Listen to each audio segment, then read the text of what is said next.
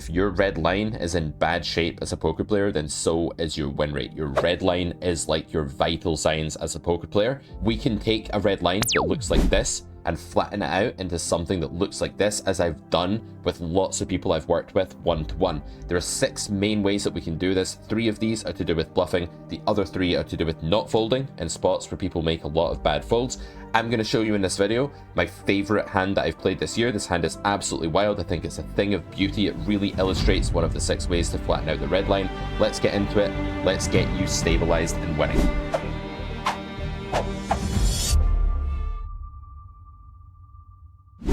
Okay, the first way to flatten out that losing red line is to harvest excess fold equity. What does this mean? Okay, well, let's get to the river in this hand and I'll show you exactly what it means to harvest excess fold equity. We open King 9 here of spades and we decide to 4-bet this hand this time. This is whatever. I mean, I'm not going to talk too much about it. We go for a small c-bet on the flop. Villain calls. The turn is a 3. And the river is an ace, villain checks again, and we have this bet, check, bet opportunity. So, excess fold equity. What does this mean? So, excess fold equity is fold equity that exists on average in real life above and beyond the amount of fold equity that would make your bluff size break even. So, when you do something like this, right, you are risking 41 big blinds into 72. We could debate about what sizing is right here and what size we should go as a bluff, but I went for this in game. And what you really need to know is your milestones. Milestones both for when you're bluffing and how much fold equity you need to break even, assuming you have no showdown value and checking is not very good. And also when you're calling and how the pot odds work there and how often you're going to need to win by calling in order to break even. It's absolutely mind-blowing. It's baffling to me how frequently my one-to-one students have been playing poker for 2 years or 3 years or something like this, and I'll say, so how often does this bluff you're making have to work to break even? They'll be like, I don't know. I'm like, what do you mean you don't know? They're like, I don't know pot odds. Like, you've never looked at pot odds and you're studying solvers and you're watching all this content and you're making your way through the full carrot poker school, which kind of assumes that you know what pot odds are. Like, at grade 1 is, you know, an introductory course, but it still assumes that you know basic pot odds. You have to know this, guys. If you have to know your milestones, if you bet half pot, you have to know that you need 33% fold equity to have an EV of 0 in that situation. Therefore, if you bet a bit more than half pot, you need a bit more than 33% fold equity, right? So in this spot, what you would do to calculate that exactly is take 41.34 and you would divide that into 41.34 plus 72.68. Basically, risk divided by risk plus reward is a simple formula. And excess fold equity is just understanding that if you have more than that, you profit by bluffing. So why do people miss a bluff like this? This is a very, very normal mandatory bluff that you just absolutely have to take. The fold equity is through the roof here.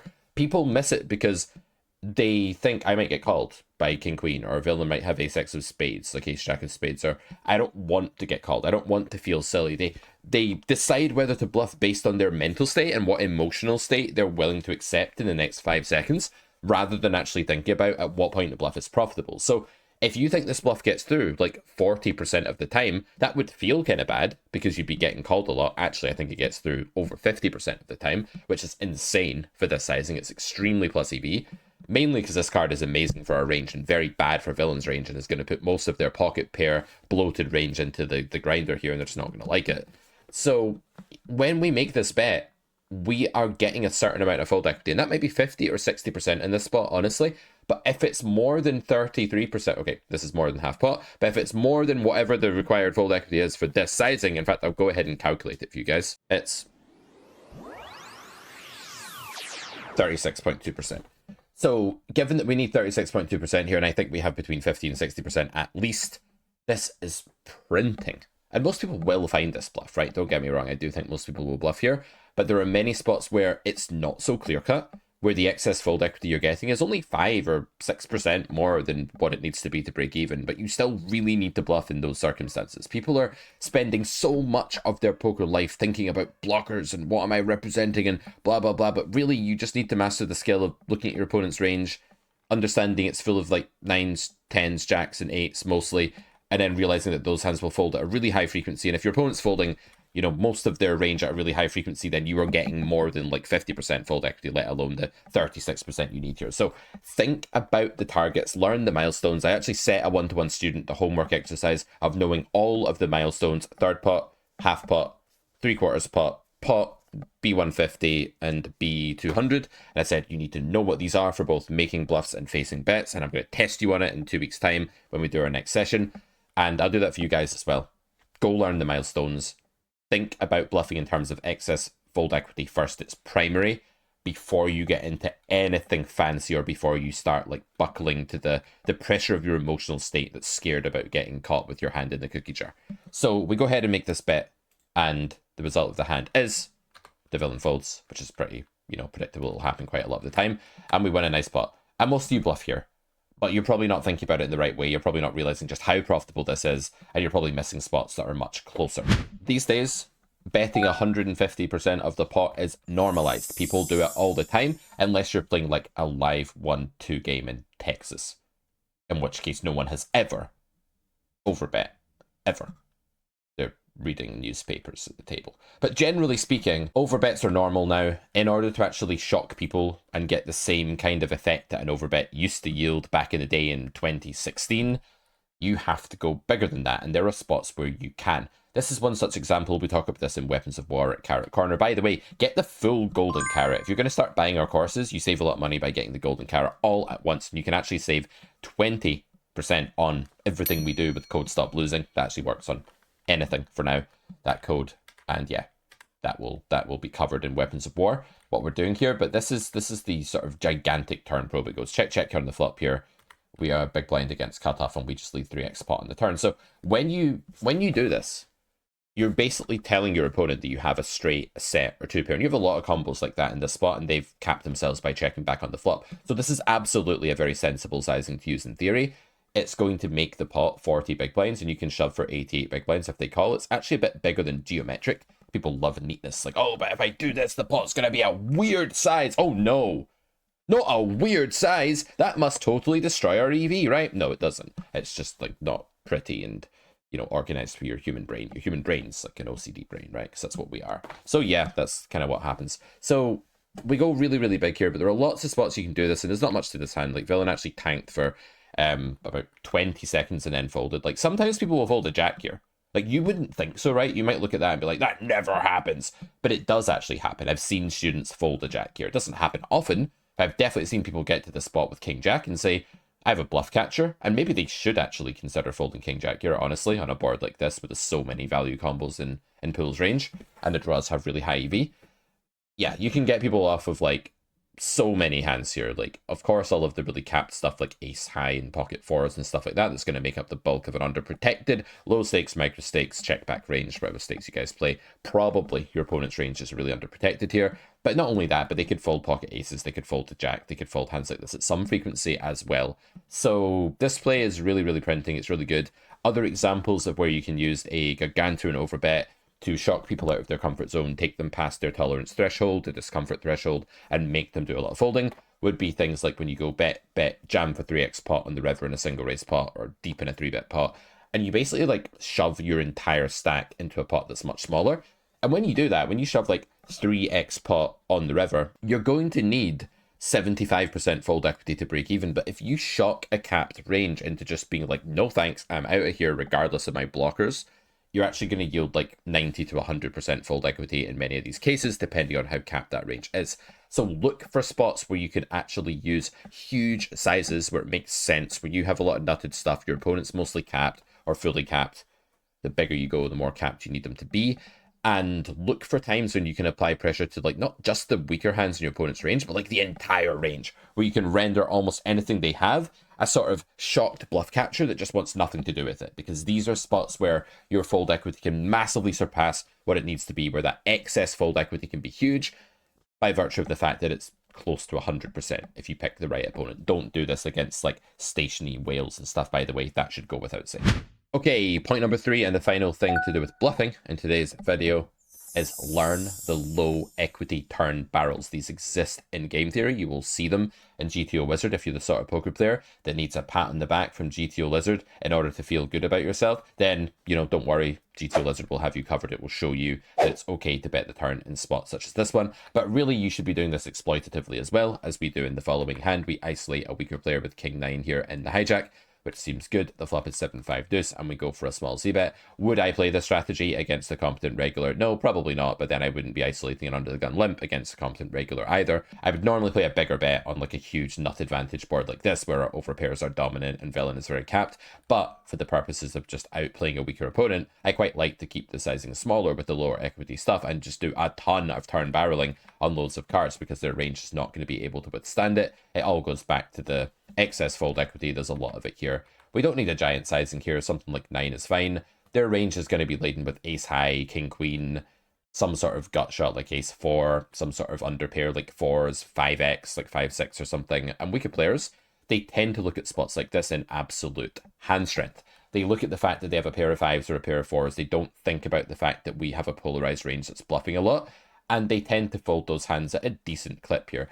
If you don't bluff with king 9 here, what you're effectively doing is boxing yourself up into a corner where you're only really bluffing with high equity. I've seen students hand read visually where they're like, my opponent either has a busted flush draw or a top pair, and they're unable to like just tap into the fact that their opponent might be bluffing like something bad, like king 9 in the spot.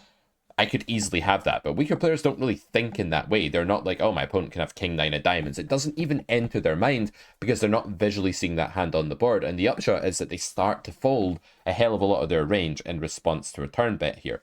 And they might even be surprised if you had like king 9 of diamonds. I've taught students that say stuff like, we have better bluffs here, so I'm going to check. It's like, but what about the excess fold equity, you know? This is just so important. So in game theory, when you're in position, you get a decent card for your range like a jack. Actually, this is a phenomenal card for your range. But even if it was just a decent card for your range like a deuce or something, you still have a ton of bluffs in your range that are just flimsy outwise. Like they have a couple of overcards. And like this hand is far from dead. This is not trash. This has 2 overs to a hand like pocket sixes, which, you know, hands like that are going to have to call the turn at some frequency, because if they don't, villain's going to be folding not just excess fold equity, but like way, way above that break-even point, and it's just going to get silly, right? So, you know, people are meant to fold above the MDF threshold in spots like this. That means that they're meant to fold more than would cause your bluffs to break even, because you're meant to be able to churn out a profit with king 9 in this spot. You really are, by bluffing. And so you should bluff this hand. As long as they're under raising and overfolding, you should always bluff this hand, and you shouldn't mix, you shouldn't roll. Far too many, you know, poker players these days, streamers, etc., go to their RNG as like some kind of crutch in spots like this. Just bet. You have huge excess fold equity, you have 2 overcards to pocket 8s, you might even get called by like 10-9 of hearts here and just win it showdown. You can triple barrel probably on loads of runouts at a profit, and your king out is an overcard to even a jack. So yeah, this is just a really good turn barrel. We actually hit the 9 on the river here, which is nice and kind of means that we don't need to bluff anymore. We could value bet here. How often does villain have a jack? They have like jack X of hearts, I guess. And then maybe some other jack X that called the flop. The problem is we have to get called again. And that means getting called by sub-second pair a third time, which can happen. If villain's stationary, I think you should absolutely value bet this river here. If not, you should probably check back. We did check back. We probably could have got called by the 69 of hearts here, but c'est la vie. Anyway, point number 3, very important. Learn the low equity turn bluffs. Learn that they're okay in theory and see where they're even better in practice. Okay, let's move on now to some of the points about not folding. Beginning with the best hand of poker I've played in a long time. I was super proud of myself about this hand, and you know me, guys, I'm a very humble person. I never like to stroke my own ego, and I think I'm really bad at everything. So for me, this is a real rarity. You know, it must be a special hand if I'm actually praising myself. Truth be told, I do beat the absolute shit out of myself all the time. Last night at the bridge table, I was muttering and cursing myself like an absolute maniac, and I think my bridge partner thought I was, well, knew I was a bit insane at that point. So yeah, I'm really hard on myself, but like this is a hand that I was super happy with. We have a splash pot here. Would you guys like to see a video on how to play splash pots? Like, is this a gap in your game? Are you playing Russian cash on GG and you're like, God damn it, I never know what to do in splash pots? Let me know. I can make that content. Your wish is my command. So We go ahead here and overlimp, because that's obviously what you should do at 1,000,000 to 1. I don't think this hand is strong enough to jam, although I have been called by like ace-3 off and stuff in these games when I do jam, because people lose their minds. But anyway, we go to like a 15 big blind pot. We have ace high. I think there's some argument for betting the flop here for like really small. We have the ace of hearts. We have the ability to deny a ton of equity to like 8 different overcards. And we might even get called by worse. So I don't actually hate betting the flop here, but probably 5-way check might be a bit better. We check and they all check again. Like, what are the chances someone has a pair here / a full house here? Very low, right? Because it would be so overwhelmingly tempting to bet the turn for denial and value in this spot if you have sixes. Like, if you have sixes here, how do you not bet the turn? How do you possibly not do it? It's very hard to imagine. If you have a 3 here, maybe you don't do it, but I also think it's kind of likely that you do. So I actually think I have the best hand here a very high percentage of the time. And I think it's such a high percentage of the time that I should do 2 things. The first is that I should see if someone wants to pretend to have a 4. Because you have a 4 almost never, right? You have a boat here almost never. Especially if you're the big blind player that just checked 1,104 combos in the big blind, right? You have all the combos of 9 deuce offsuit and you want to tell me you have a 4? Okay, please go ahead. The other people I still think could be over bluffing. People limp too much in these splash pots. So I open the door here for people to spew. We talked about this in our video about crushing aggressive regs, right? Just opening that spew door for them and seeing if they want to do it. And the big blind decides to tell me that they have a 4, and I don't believe them. I don't believe that A, one of your cards just happens to be the 4 of spades when you have all those other cards, and B, that you wouldn't have led the turn yourself, or even the flop. Maybe you wouldn't have, but like, my god, if you're bluffing here, you're over bluffing by about 85 to 1. Seriously, we probably have like 90% equity in this spot if villain is ever bluffing, and if we run into a guy that's never bluffing, well, that sucks, but we're calling. Villain checks. We check back. They have 8-9 offsuit. You might be wondering, like, what has this got to do with today's video? Well, point number 4 is don't fold versus sprawling ranges. This is a sprawling range. It started off way too wide, and therefore, if it's ever bluffing, it's over bluffing. Check out the bluffing box, a video we did a while back if you're not familiar with this concept. Very important way to think about bluff catching. Why is this one of my favorite hands? Because I crafted a plan that was based on a unique awareness of a situation that's rare and bizarre and probably requires quite a lot of poker experience to fully understand. You don't get this in the GTO Wizard cheat sheets, guys. You don't get this from a course. You don't get this from your coach. You just get this through like a wily understanding of street poker. And I love street poker. I'm thinking about making a course called Street Poker one day. Would you buy that? Let me know in the comments. This is street poker at its finest. You're kind of saying, hey, does someone want to like fold? Do you guys want to fold out your equity or call with king high? And does someone want to do something really stupid here, please? Because I beat all the really stupid, right? So yeah, favorite hand of poker I played this year. Not a huge pot, not the biggest pot I've won, nothing like that, but just like really cool hand. Let me know what you think about it. All right, let's move on to point number 5. Do not fold versus sus lines. Sus is kind of a really horrible word. I actually hate myself a lot right now for saying that. In fact, I'm not sure I can even continue recording this video. Okay, I'll power through. Sus. What have I become? I'm sorry, Dad. Anyway, we go for a 3-bet. Villain calls. We're small blind button. 9-7-5 of green. This is a horrible flop, right? I think you can check fold to ace-10 of blue on the 9-7-5 of green. Don't worry about it. Villain's a recreational player as well. They're probably going to tell us what they have, sort of thing. So we check. We're not range checking. You know, we're not playing every hand the same way like some kind of buffoon. We're actually like deciding to play ace-10 of diamonds, how we want to play ace-10 of diamonds against this player. I really would urge against range checking a spot like this because a recreational is just not going to reopen enough on a scary green board. Queen of diamonds on the turn, and we go for a small bet here. The purpose of this bet is basically just to bluff really cheaply. They either have something quite bad here, or something mergy, or a queen, or something really great. If they have something really great, this is a bit of a hungry horse type play. We're going to cause them to raise off their best hands, right? Hungry horse likes to say this as he's gobbling down horse feed from a trough. And I think this is a pretty cool thing to do against recreational players. They're horrible at slow playing here. They might even raise like king, queen, ace, queen here. They're probably going to be weighted towards like quite bad stuff. So I do plan to bluff rivers here. Big and not huge, but like relatively big, and just go bet. But I think there's also just a lot of fold equity, excess fold equity for this price. You know, if you risk 4 into 20, or let's say 5 into 20, we'll just round it up to, you know, 25% pot. That's going to give you a very, very good price. You bet third pot, they need to fold 25% of the time. You bet quarter pot, they need to fold 20% of the time for that to be as good as just like folding your hand or check folding or whatever. Okay, we have some equity here, so it's not quite so simple, but you get the point. Villain calls, the river is an ace of spades, and now we have a value bet.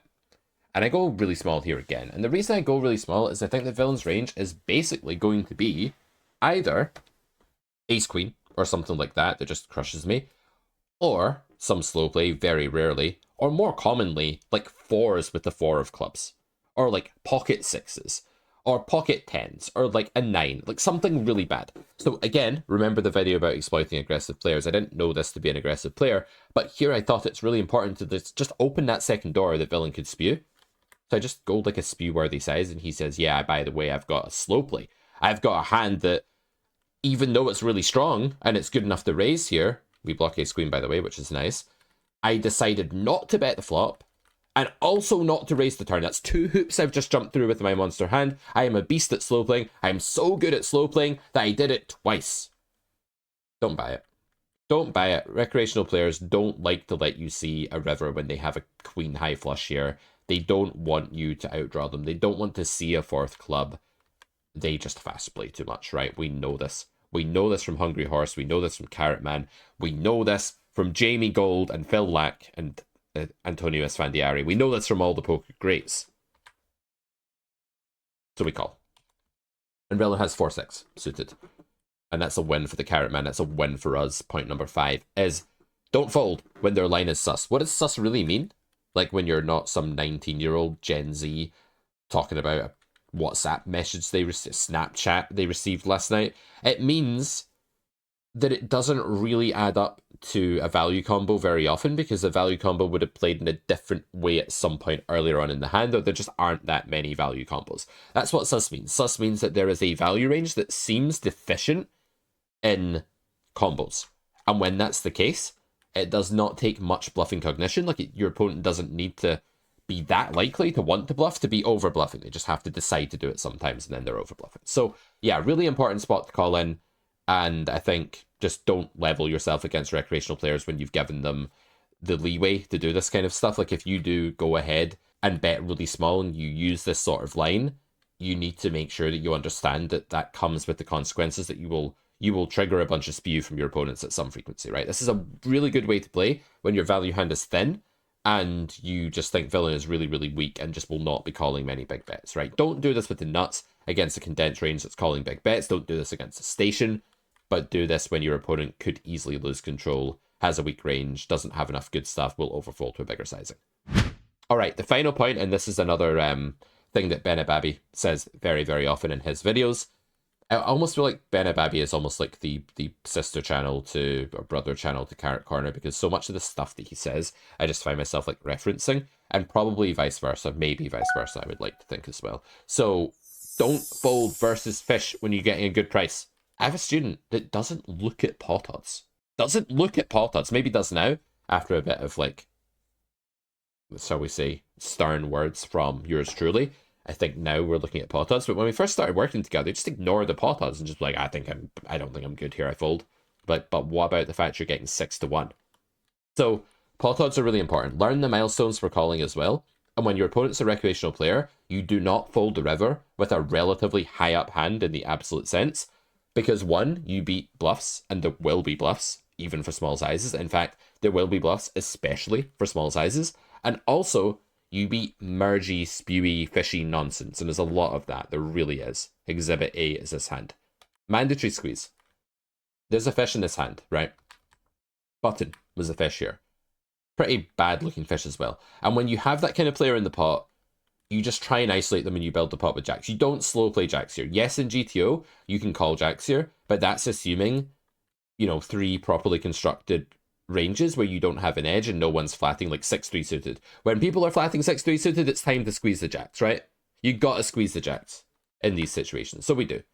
We pick up a call from under the gun. I think this was a reg and button. We go for a small bet here. You can check here. and see what happens. You can go for a small bet and just clean up a bit of equity and thin value bet against the button. I think both plays are kind of viable. Button calls, the turn is the 4 of spades. We check because, you know, our value days are kind of done and we have at most one more street of value for a smaller sizing, and we're not going to go triple barreling off pocket jacks because we're not brain dead. Villain bets. Now, this sucks already here. You will be like, oh no, this is shit. Villain has a set, sometimes they have a king sometimes, and yeah, that's all true. They do have a king really often here, but they also just have nothing, or 10-9, or 5s, or 6s. You only bet small on the flop. You bet small on the flop from a recreational player who's already loose enough to go ahead and just cold call 14 big blinds, right? So probably this is not going to be Phil Ivey. Probably this is going to be a bad poker player. So they're going to get to the turn with more stuff than just that. Stop projecting the thought process of a sensible, sane, thinking, strategic human onto a drooling gambler. No offense, Villain, if you're watching this, I'm sure that you have a bib and it's not too bad that you're drooling. So they bet, we call. The river is a 7 of hearts, we check, they bet. Yeah, this sucks. Are we usually losing? Yes. Is this a fold, therefore? Hell no. Why is it not a fold? Because we're getting 4 to 1. We need 20% equity. Bet divided by bet plus eventual pot. 38.63 divided by 11704 plus 2 instances of 38.63. That's a lot. That's 20%, right? That's very, very good. Is it possible that Villain has 9s here? Yeah. Is it likely? Not really, but it's possible. What are the most likely hands the Villain has? King, Queen, King, Jack, a boat, something like this, a slow played pocket aces sometimes, who knows? Stuff like this. What else can they have? 5s. Ace, Queen, offsuit. Ace, 10 offsuit. There are some recreational players that will not fold a single hand to a small flop c-bet. There are some. I'm not saying it's this person. We don't know, but there are some. Should you fold at 20% pot odds? No. If you fold here, there's no wonder your red line looks like that. Like, are you really surprised that you're not winning at poker if you fold here? Think about it, guys, right? Take a step back and maybe you're sitting there like, I don't fold here. Shut up, you stupid nerd. And I would just say to that, why are you so angry? Like, you don't fold here. Why are you so mad right now? Are you okay? So we decide to call, and Villa has Queen 8 of diamonds. They actually did the chip riffle thing before they bet, and I was like, what? And I almost was like, God, this guy's so strong, he riffled his chips. And I was like, shut up, Pete. Shut up, reptile brain Pete. What the hell are you talking about? Call the recreational at 4 to 1 and move on with your life. And so I did. Then he said, good play. And I was like, can't say likewise. 1, because it's not true. And 2, there's no likewise right back at you emoji on GG. You should add that, guys. But anyway, yeah, this is a key instance of just like, don't fold when you need 20% against a random player that's doing random shit. This dude just called 14 big blinds cold with Queen 8 of diamonds, and you guys are projecting some reg thought process onto your opponent because it's like all you know. Okay, not all of you, but a very common leak, and I'll stop rambling in just a second, is that people are insulated these days. They don't have enough of a community, they don't have enough poker friends, they're not working with a coach, and they just project their own mind onto like a random fish, and it couldn't be further from the truth. These people do not think like you, they do not play like you, they're basically playing roulette right now, and you've got to remember that sometimes. Okay, guys, hope you've enjoyed this. Remember, code Stop Losing will get you 20% off everything. The Golden Carrot's the best value for money deal that we have at Carrot Corner. Check it out. Hope this video has been helpful. Come back on here and let me know if your red line's flattened out after watching this, but give it a few weeks, give it, 20, 30,000 hands. Red line does converge faster than other lines, so you can see the effect these changes are having. There are other things you can do as well. This has not been an exhaustive list, but I hope it's been a useful one. See you back here for more poker content soon.